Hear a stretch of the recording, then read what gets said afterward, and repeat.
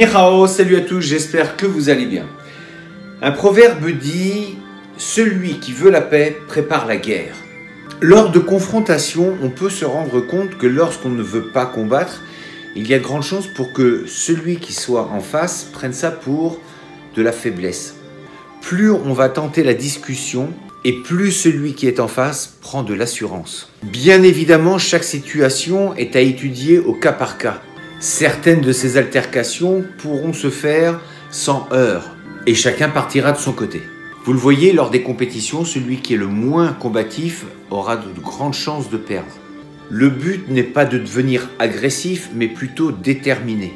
Parfois, une attitude, des mots justes, vont pouvoir stopper une agression.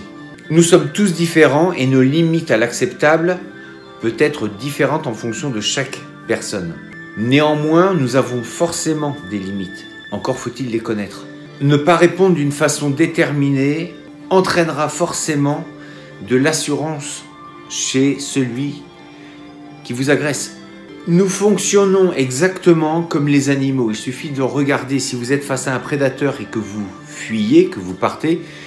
Lui, dans son schéma, eh bien, vous êtes une proie. Donc, il se mettra à vous pourchasser. En gros, c'est à peu près la même chose avec les humains.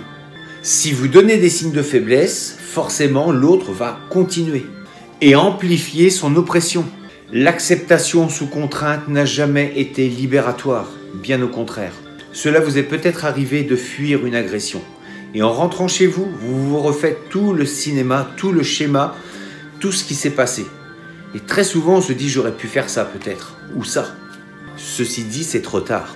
Et je le dis encore une fois, pour chaque situation, les attitudes sont différentes pour chaque cas bien précis. Nous pouvons accepter certaines choses sous certaines conditions jusqu'à un certain point.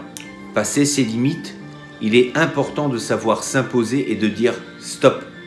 Malheureusement, les choses ne s'arrêtent pas parce que nous sommes gentils, mais uniquement parce que nous savons dire « stop ». J'ai pris donc l'exemple du combat, mais le combat se situe à plusieurs niveaux.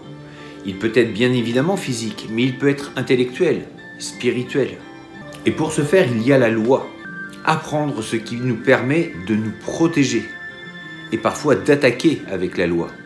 Un homme fier et libre est celui qui sait protéger ses droits et sait les affirmer.